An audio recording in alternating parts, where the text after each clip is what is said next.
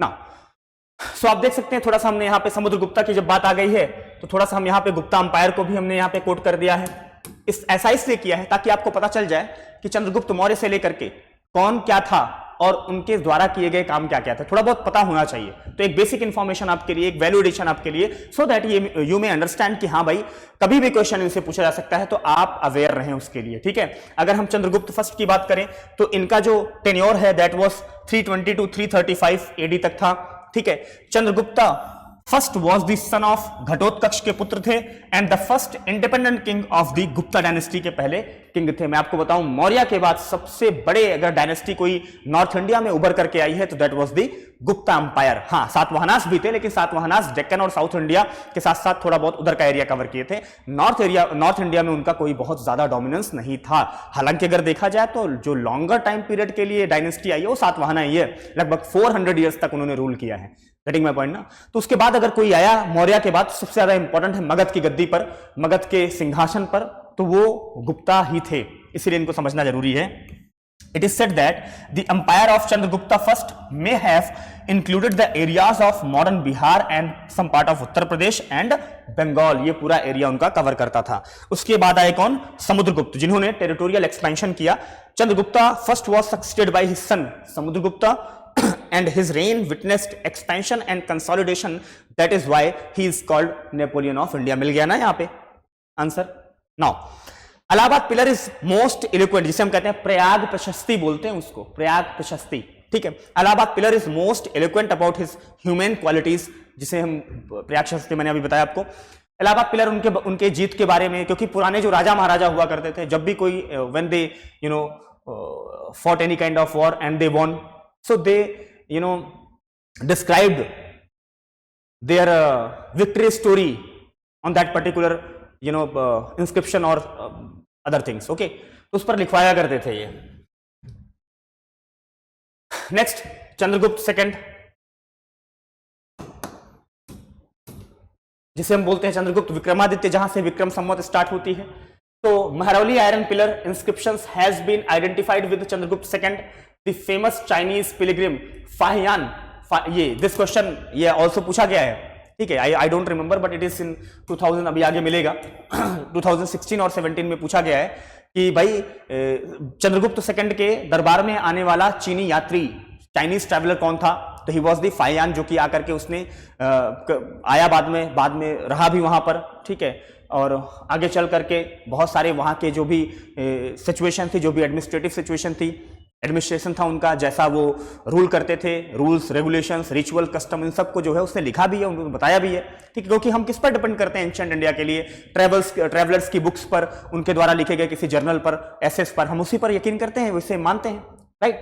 So the court of Chandragupta was adorned by the celebrated scholars collectively, जिसमें नवरत्न भी मिलते हैं, ठीक है, जिसमें बहुत सारे नवरत्न हुआ करते थे, आर्यभट्ट हुआ करते थे, बारहमिहिर हुआ करते थे, चरक हुआ करते थे, सुश्रुत हुआ करते थे, बहुत सारे बड़े बड़े लोग, कोई साइंस के फील्ड में स्टालवर्ट है, कोई एस्ट्रोनॉमी के फील्ड में है, कोई मैथ्स के फील्ड में है, कोई इंजीनियरिंग के फील्ड में है, कोई एग्रीकल्चर के फील्ड में है, कोई ज्योग्राफी के फील्ड में है, कोई जूलॉजी के फील्ड में है। तो जो अलग अलग डिफरेंट फील्ड में महारत जिनको हासिल था, स्टालवर्ट थे, that was known as the Navratnas, जो कि चंद्रगुप्त विक्रमादित्य के दरबार में देखने को मिलते हैं।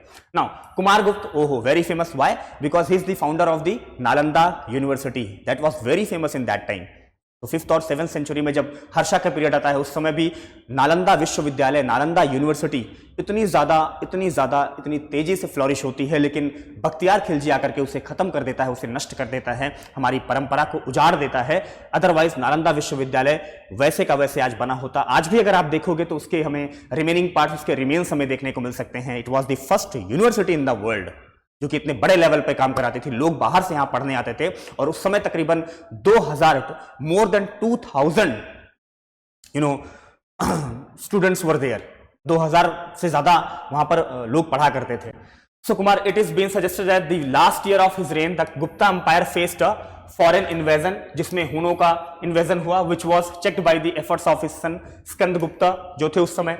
ही maintained a cordial relationship with Vakataka, Vakatakas के साथ इन्होंने बहुत अच्छे रिलेशन बनाए, established through the matrimonial alliances भी किए उनके साथ ताकि एक रिलेशन अच्छा बना रहे, and he established the Nalanda university in Bihar as I told you clearly. Now so ये हुआ गुप्ता अंपायर के बारे में थोड़ा सा आपको नोट करना है। Now coming towards the next question, that is the Kalhana's Raj Tarangini is a history of which state? It is the history of Kashmir, it is the history of Kashmir. ठीक है, कल्हड़, यहां पे कल्हड़ है, इनका नाम है कल्हड़, और इन्होंने एक और चीज लिखा है। ठीक है, इन्होंने लिखा है राज तरंगिणी। अब राज तरंगिणी एक हिस्ट्री बताती है, किसकी हिस्ट्री बताती है? कश्मीर की हिस्ट्री बताती है, कश्मीर की लोकेशन, कश्मीर का लैंडस्केप, स्पेक्टाकुलर लैंडस्केप। ऐसे ना थोड़ी कश्मीर को स्वर्ग बोलते हैं। ठीक है, कश्मीर में कौन रूल करता था और कैसे हर्षा कश्मीर तक कवर करता था चीजों को, that all these things are written in this book Rajatarangini. ठीक है, चलिए हमने यहां पर मेंशन भी किया है राज तरंगिणी इज अ, अच्छा तरंग मींस व्हाट? वेव्स। तो इनके जो पार्ट्स है ना तरंगों में डिवाइड है, it is known as the, that is why it is known as Raj Tarangini. So Raj Tarangini is historical text authored by Kalhana and written in Sanskrit. The title translate the rivers of the kings, right, and it describes the history of Kashmir. So this book consists of 7,826 verses divided into 8 sections known as, उन 8 sections को हम कहते हैं क्या? तरंगाज बोलते हैं, that means waves. Okay, so this is the question. Now, which of the following rulers had the title? कविराज किसे बोलते थे? कविराज किसको बोला जाता था? Now 2014 में क्वेश्चन आया है कि कविराज किसको कहते थे, यानी Kaviraj means what? Kings of poet. तो who fond of this poetries and all? So you have 4 option, Kumar Gupta, Chandragupta, Skanda Gupta and समुद्र गुप्ता। तो यहां पर आप देख सकते हो ऑप्शन डी इज करेक्ट, यानी कि Samudra Gupta was known as the Kaviraj, that means king of poets. और यहां पर समुद्र गुप्ता के बारे में हमने कुछ चीजें भी मेंशन कर दी हैं so that you may understand कि भाई समुद्र गुप्ता थे कौन। He followed policy of warfare and conquest, वही सेम चीज, ऐसे ही उनको नेपोलियन नहीं बोला जाता था। देख रहे हो ना, सेम क्वेश्चन है, रिपीटेड है, इसलिए आपको सारी चीजों को हम यहां पर कवर करा रहे हैं ताकि अगली बार से कोई क्वेश्चन आए तो इसमें से कोई भी क्वेश्चन आपसे बचे ना। इलाहाबाद पिलर इंस्क्रिप्शन इनके बारे में बताते हैं। ठीक है, इनके कोर्ट में एक हरिशेन नाम के पोएट थे जो इनके बारे में एक डिटेल इंफॉर्मेशन देते हैं। The inscription is carved on the same pillar that bears the edicts of the Ashoka.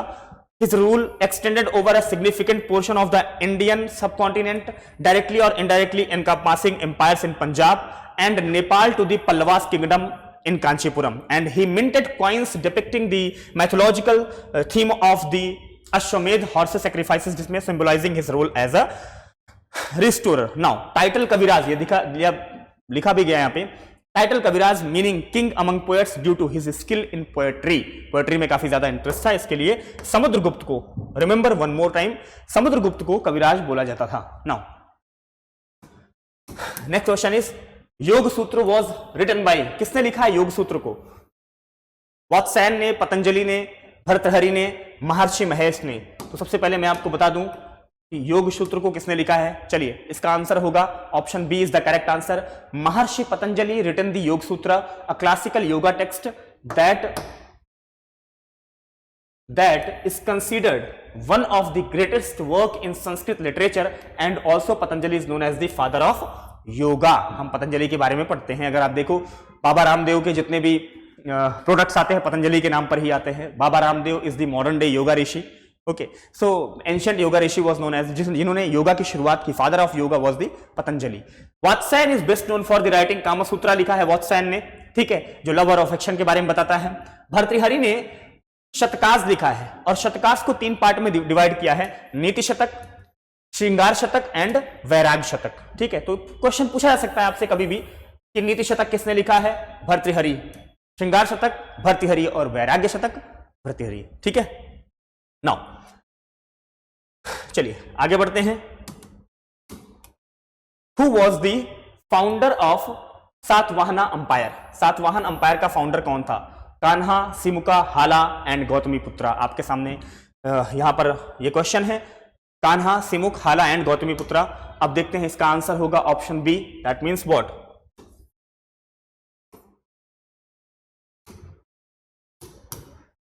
Simuka is the founder of Satavahana dynasty. Simuka is the founder of Satavahana dynasty. मैं आपको बताऊं, ये यहां पर है Magadha, it is known as the, this is Magadha, okay, and this area, this is known as the Deccan, it is the Deccan. So after Mauryan, there were lot of kings emerged in this particular empire, that is known as the Mauryan Empire, right? So Mauryan Empire, so why it is very famous? I'm telling you, ये जो पूरा का पूरा area था, इस पूरे area पर कब्जा करने वाला सिर्फ एक आदमी था, और वो तो कौन था? गौतमी पुत्र शातकर्णी। जनरली होता क्या है कि ये लोग चूंकि मैट्रियार्कल सोसाइटीज थी, मातृ सत्तात्मक थी, तो अपनी माता के नाम पर चीजों को लेकर के चलते थे ना।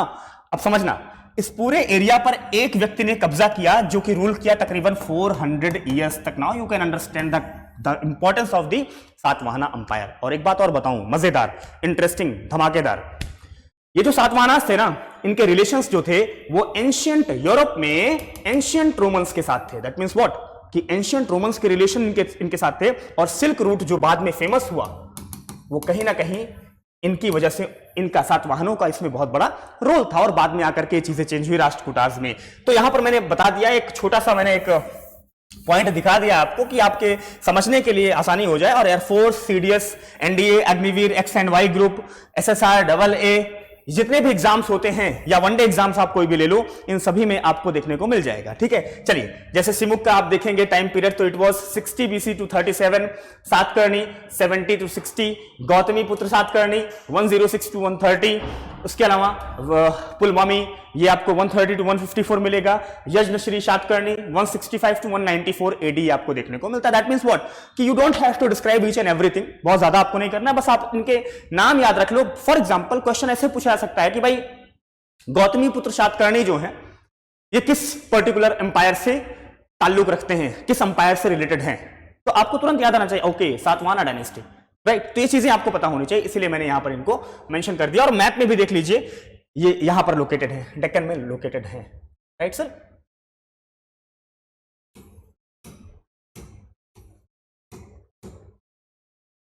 चलिए आगे बढ़ते हैं, जस्ट अ मिनट।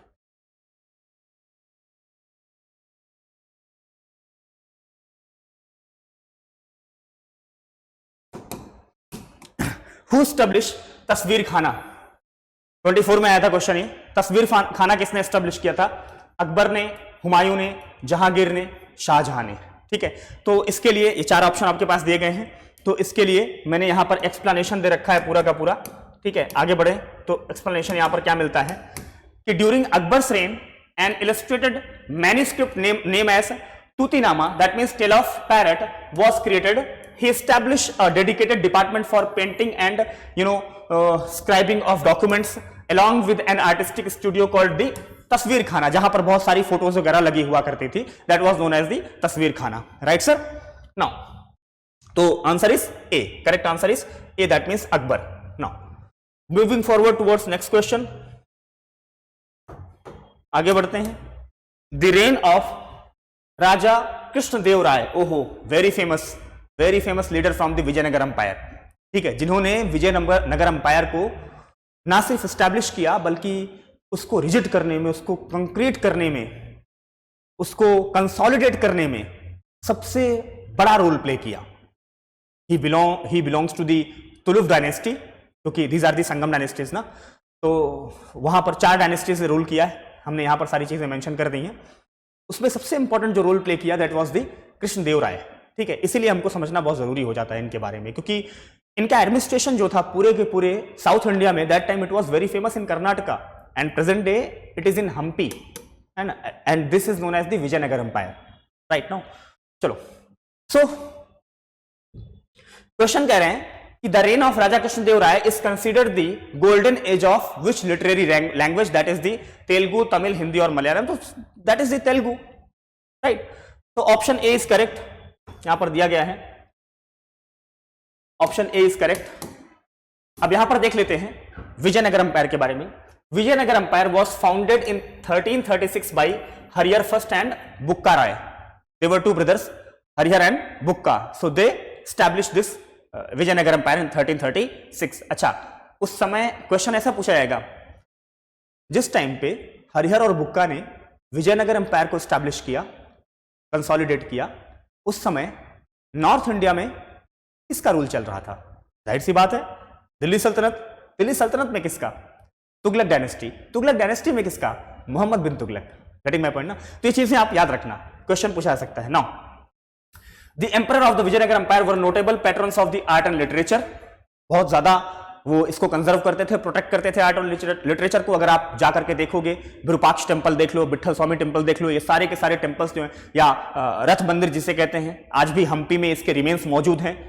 तो जो कलाकारी, जो नक्काशी, जो काइंड ऑफ आर्टिस्टिक वहां पे यूज किया गया है, that is mesmerising, completely attractive. During the reign of Krishnadeva Raya, who ruled from 1509 until he died in 1529, the court was home to अष्टदिग्गज। अष्टदिग्गज, अष्ट मतलब 8, दिग्गज मतलब महान लोग। 8 लोग इनके दरबार में हुआ करते थे। वो जो जैसा कि नवरत्न रखे थे ना, यहां अगर हम देखा था, चंद्रगुप्त विक्रमादित्य के दरबार में नवरत्न थे। नवरत्न मतलब व्हाट? कि फेमस लोग, 9 फेमस पीपल, फेमस पर्सनालिटी। वैसे ही 8 Ashtadiggaja means 8 famous people. Similarly you can find this thing in the reign of Akbar. Akbar ने भी नवरत्नों को प्रोटेक्ट करके उनको भी प्रिजर्व करके रखा हुआ था। Mansingh was that one of those people, right? So this period is regarded as the golden age of the Telugu literature. सो ये अब देखो यहां पे मिल गया, तेलुगु लिटरेचर के लिए बहुत ही फेमस पीरियड माना जाता है। नाउ अब हम यहां पर देख रहे हैं विजयनगर एम्पायर को। तो मैं आपको बता दूं,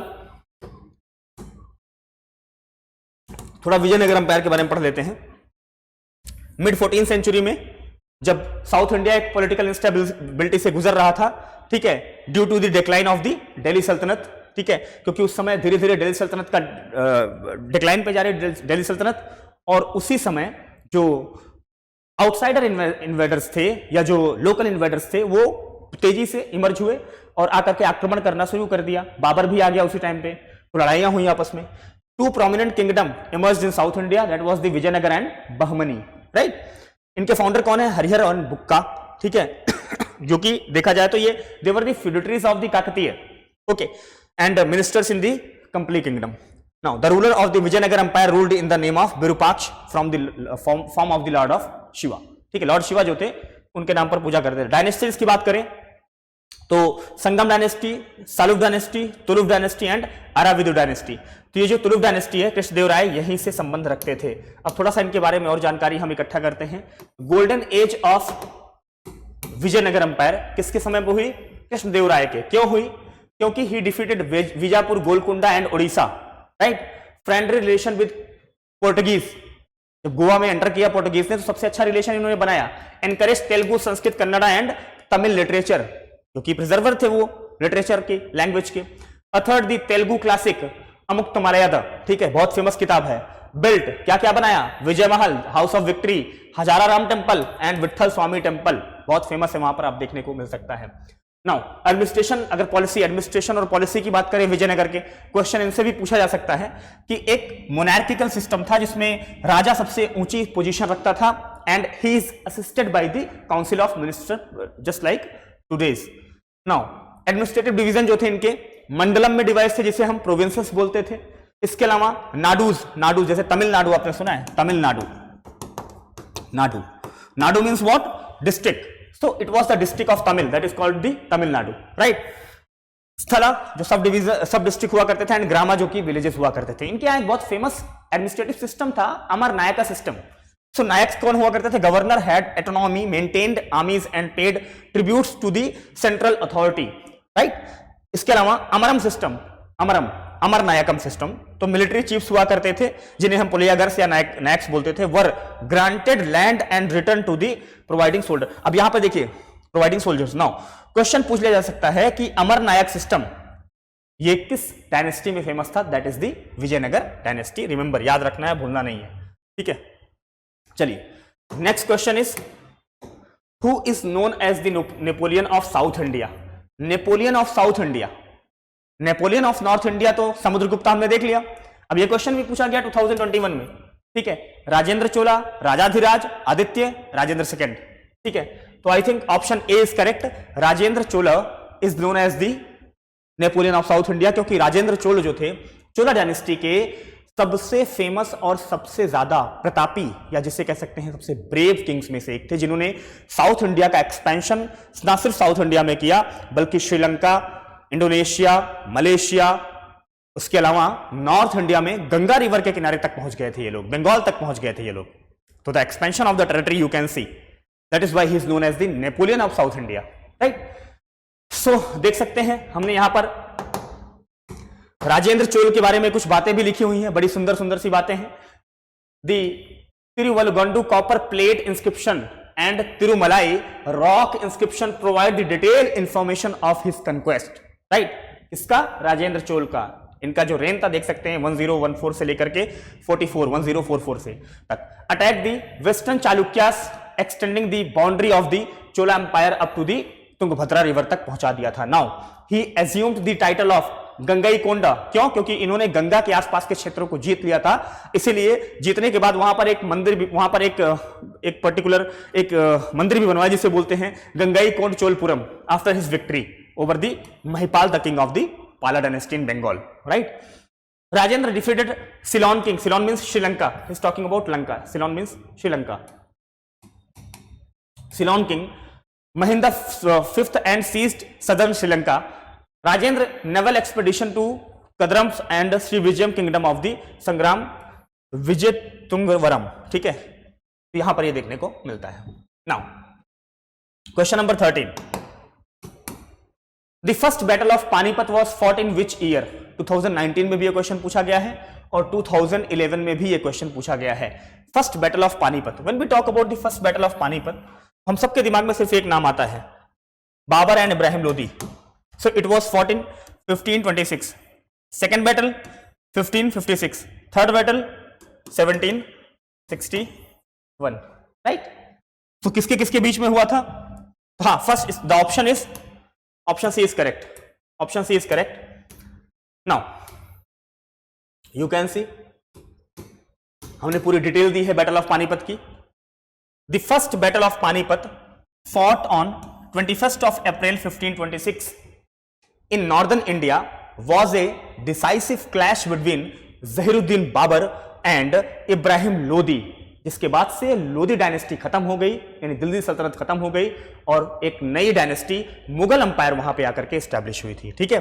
the last ruler of the Lodi dynasty जो कि इब्राहिम लोदी थे, and this battle mark the foundation of the Mughal umpire and introduce fire arms. सबसे वहां पर देखिए क्या क्या यूज किया गया था, ये क्वेश्चन भी आ सकता है कि फायर आर्म सबसे पहले कहां यूज किया गया था? बैटल ऑफ पानीपत में। इसके अलावा फील्ड आर्टिलरी, इसके अलावा यू नो जिसको हम कह सकते हैं गन पाउडर या फिर बारूद जिसे बोलते हो आप, बारूद का सबसे पहले प्रयोग कहां किया गया था? बारूद को ही गन पाउडर बोलते हैं, वो सबसे पहले यूज किया गया था battle of Panipat, first battle of Panipat में। Second battle of Panipat was fought on 5th of November 1556 between Akbar and Hemchandra Vikramaditya जिसे हम कहते थे, ठीक है। Third battle of Panipat 1761, it was a significant battle that was fought between the Maratha empire Sadashivrao Bhau and Afghan leader Ahmad Shah Abdali या अहमद शाह अफगानी या अहमद शाह दुर्रानी बोलते थे, दुर्रानी अंपायर का सबसे बड़ा लीडर था, ठीक है। Now next question is, who was the founder of Pallava dynasty? Pallava dynasty जो कि साउथ इंडिया की डायनेस्टी थी, उसका फाउंडर कौन था? Simha Vishnu, Krishna second, Mahendra Varman, Narasimha Varman first. कौन था इसका? चलिए, तो ऑप्शन हमारा है ए, यानी कि Simha Vishnu was the founder of this Pallava dynasty. I hope आप समझ पा रहे होंगे चीजों को, ठीक है। Now Simha Vishnu was the founder of Pallava dynasty. The Pallava kingdom was located in Tondaimandalam, Tondaimandalam में इनकी लोकेशन थी जो इनकी कैपिटल हुआ करती थी। And they were known for promotion of Brahmanism, यानी कि पूरे साउथ इंडिया में ब्राह्मणिज्म को फैलाने वाले यही थे। समुद्रगुप्ता डिफीटेड दी पल्लवास। क्वेश्चन आ सकता है कि पल्लवा को हराने वाले कौन थे? चार ऑप्शन दे दिया जाएगा, कुमारगुप्त, स्कंदगुप्त, समुद्रगुप्त एंड चंद्रगुप्त। तो Samudragupta will be the right answer, याद रखना ये चीज। तो this is all about the Pallava dynasty and Singh Vishnu, ठीक है। Next question, who was the founder of Tuluva dynasty? Tuluva dynasty का फाउंडर कौन था? तुलुव नरसनायका, नरसिंह राय सेकंड, विरूपाक्ष राय सेकंड, वीर नरसिम्हा। कौन था इसका लीडर? चलिए, तो सबसे पहले मैं इसका आंसर बता दूं, इसका आंसर होगा ऑप्शन ए, यानी कि तुलुव नरसनायका। ठीक है, this answer is correct answer. Narasanayaka जो थे इसके फाउंडर थे। अब इनके बारे में थोड़ा देख लेते हैं, तुलुव डायनेस्टी के बारे में थोड़ा सा हम यहां पर देख लेते हैं। So Tuluva dynasty was third dynasty to rule Vijayanagara empire. हमने अभी दिखाया था ना 4 डायनेस्टी, संगम, तुलुव, अराविदु एंड एक और डायनेस्टी हमने बताई थी। ठीक है, यहां पर थी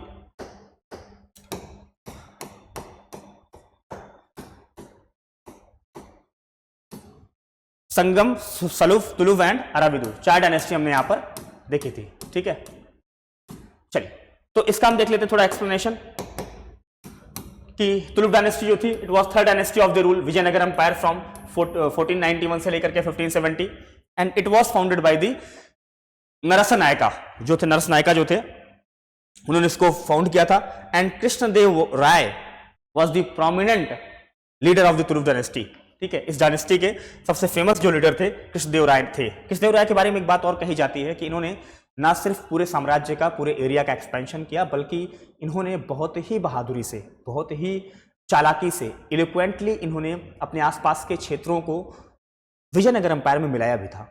जैसे ही विजयनगर एम्पायर डिक्लाइन होने लगा, इनकी पावर्स घटने लगी, इनके एडमिनिस्ट्रेटिव डिविजन्स जो थे वो टूटने लगे और जो इनके फ्यूडेटरीज थे वो निकल करके बाहर आने लगे, जिसकी वजह से विजयनगर एम्पायर टूट गया। इसके अलावा कुछ फॉरेन इन्वेडर्स भी हो सकते हैं, बहमनी के साथ, बहमनी किंगडम के साथ इनकी लड़ाई भी हो सकती है। बहुत सारी चीज़ों के चलते विजयनगर एम्पायर उस समय टूट गया, वरना पूरे साउथ इंडिया में विजयनगर एम्पायर से बड़ा कोई एम्पायर था ही नहीं। और अगर विजयनगर एम्पायर थोड़े दिन तक और रुक जाता तो शायद नॉर्थ इंडिया में कभी भी मुस्लिम इन्वेजन नहीं होता और नॉर्थ इंडिया में कभी भी इस लेवल पर, एटलीस्ट इस लेवल पर यहां पर मुस्लिम रूलर्स नहीं होते, यहां पर मुगल्स या फिर कोई और नहीं होता। ठीक है, तो यहां पर कृष्णदेव राय के बारे में हम एक पॉजिटिवली चीजों को लिखेंगे, जानेंगे। नाउ लास्ट क्वेश्चन इज, ये हमारा लास्ट क्वेश्चन है एंशिएंट और मिडाइवल का। ठीक है, who was known as the father of administration in medieval India. तो सबसे पहले सिंपल सी बात बता दूं आपको, शेर Shah Suri, Sher Shah Suri, he is known as the administration, father of the administration in the northern India. मैं ऐसा इसलिए बोल रहा हूं आगे बढ़ने से पहले क्योंकि मैं इनके बारे में कुछ बता दूं आपको कि हुमायूं का रूल था, बाबर ने आया, रूल किया, बाबर के बाद Humayun came and Humayun got the patronage, Humayun को मिले, चीजें मिली। उसके बाद फिर हुमायूं को डिफीट किया शेर शाह सूरी ने। सूरी जो कि एक अफगानी थे, ये मुगल्स नहीं थे, ये अफगानी थे, अलग थे, आकर के अटैक किया। हुमायूं देश छोड़ करके भाग गया, राइट, अकबर उसके बाद ही पैदा हुआ है, तो हुमायूं देश छोड़ करके भाग गया। इन्होंने जो है शेर शाह सूरी ने भारत पर, इंडिया पर रूल किया, और ना सिर्फ इंडिया पर रूल किया बल्कि इंडिया को इंफ्रास्ट्रक्चरली देखा जाए तो या टेक्नोलॉजिकली काफी मजबूत किया। GT road, grand Trunk road बनवाने का जो सबसे बड़ा क्रेडिट जाता है वो शेर शाह सूरी को भी जाता है। अपने एडमिनिस्ट्रेटिव डिवीजन को जो बांटने का श्रेय जाता है वो शेर शाह सूरी को ही जाता है, right. So these are the things that we need to understand.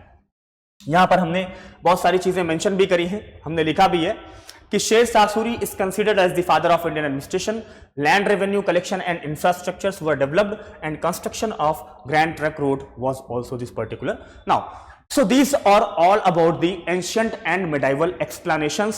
इसके बाद हम मॉडर्न में मिलेंगे, उसमें तो बहुत सारे क्वेश्चंस हैं, बहुत ही बेहतरीन तरीके से जितने भी क्वेश्चंस पूछे गए हम सबको मॉडर्न हिस्ट्री में, मॉडर्न इंडिया में हम क्लियर करेंगे, कवर करेंगे। उसके पीछे का मैं आपको रीजन बता दूं, क्योंकि मॉडर्न इंडिया में क्वेश्चंस ज्यादा मिलेंगे हमें, ठीक है। तो इसीलिए हम मॉडर्न इंडिया के जितने भी चैप्टर वाइज टॉपिक्स हैं उनको निकाल करके लेके आएंगे, from the advent of European to the India's freedom 1947 तक जितनी भी चीज़ें हुई हैं, चाहे वो महात्मा गांधी से लेकर के हो, चाहे वो भगत सिंह से रिलेटेड हो, 1857 के रिवॉल्ट से रिलेटेड हो, या फिर इंडियन नेशनल कांग्रेस के एस्टैब्लिशमेंट से रिलेटेड हो, ये सारी, या फिर रिफॉर्म से रिलेटेड हो, social and religious reform by the Raja Ram Mohan Roy जैसे लोग रिफॉर्म किए थे, इससे रिलेटेड हो, ये सारी चीजें हम आपको देंगे। यानी कि वन लाइनर क्वेश्चन जितने भी होंगे जनरल अवेयरनेस के दिए जाएंगे। इसके अलावा polity, economy, geography and environment, every subject will be covered by different faculties and I will be covering the modern history in the next video, and since then thank you so much।